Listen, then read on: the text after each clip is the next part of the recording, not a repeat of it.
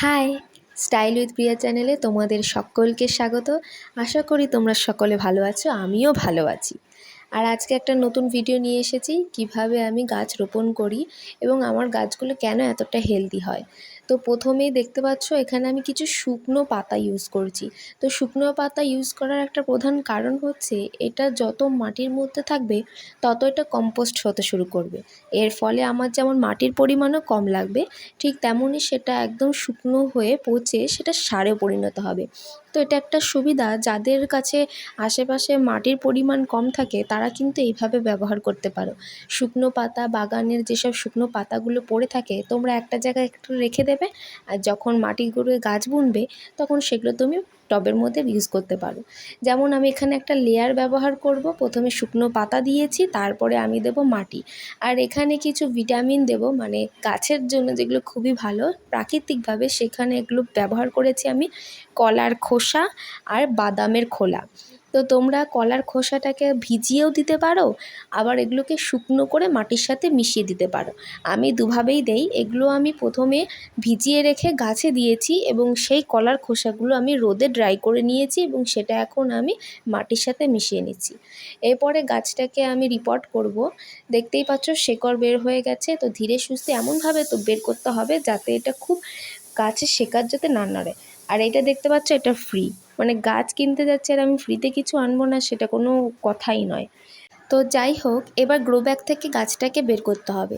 আর সবথেকে সহজ পদ্ধতি হলো গ্রো ব্যাগটাকে সবসময় শুকনো রাখতে হবে, অর্থাৎ মাটিতে কোনো আর্দ্রতা থাকবে না। তাই ধীরে ধীরে আস্তে আস্তে করে এটাকে নরম করে নিচ্ছি যাতে আমার সুবিধা হয়। এমনভাবে বের করতে হবে যাতে শেকড়ের কোনো আঘাত না হয়। যদি আঘাত পায় বা কোনোভাবে শেকড় যদি ছেড়ে যায় তাহলে কিন্তু গাছটা মরে যাওয়ার চান্স অনেকটাই বেশি থাকে। তো আস্তে আস্তে করে উল্টো করে আমি বের করে নিচ্ছি। দেখতেই পাচ্ছ যদিও এখানে পাটকাঠি ছিল তাই একটু অসুবিধা হচ্ছিল, কিন্তু ধীরে সুস্থে দেখতে পাচ্ছ যে আমি একদম আস্তে আস্তে করে মাটির থেকে এই গ্রো ব্যাগটাকে বের করে নিচ্ছি এবং সোজা একদম টবের মধ্যে দিয়ে দেব।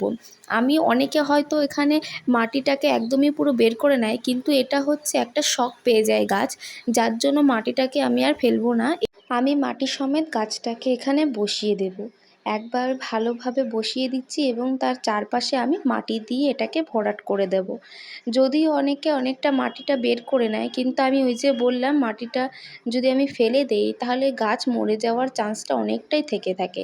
তাই আমি তো এইভাবেই করি, আর কে কে করে আমি জানি না। আর তোমরাও যদি আমার মতো করে থাকো তাহলে প্লিজ কমেন্ট করে জানিও। চলো, গাছ বোনা তো হয়ে গেছে, এবার এখানে কিছুটা মাটি দিয়ে এবার এটাকে জল দিয়ে রাখবো। একদম ভর্তি করে জল দেব, একদিনের জন্যই দেব, যাতে এরপরে যখন মাটিটা ড্রাই হয়ে যাবে তারপরেই আমি দেব। আর অবশ্যই গাছটাকে 3 থেকে 4 দিন আমি সেমি শেডে রেখে দেব, একদমই যাতে হালকা রোদ পায় সকালে সেইটুকু। একদম গরমের রোদ তাপের মধ্যে এটা দিলে গাছটা সম্পূর্ণ মারা যাবে, তাই 3-4 দিন অন্তত ছায়া জায়গায় রেখে দেব।